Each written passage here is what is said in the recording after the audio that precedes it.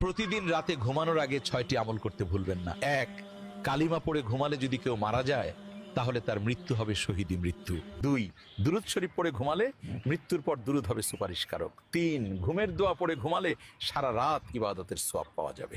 4, আয়াতুল কুরসি পড়ে ঘুমালে ফেরেশতারা সারা রাত পাহারা দিবে। 5, 21 বার বিসমিল্লাহির রহমানির রহিম পড়ে ঘুমালে প্রতিটি নিঃশ্বাসের জন্য নেকি লেখা হবে। 6, আস্তাগফিরুল্লাহ আল্লাযী লা ইলাহা ইল্লা হুয়াল কাইয়্যুম ওয়া আতুবু ইলাইহি 3 বার পড়ে ঘুমালে সকালে নিষ্পাপ হয়ে ঘুম থেকে উঠবে। সবাই এই আমলগুলো করে ঘুমাবো ইনশাআল্লাহ।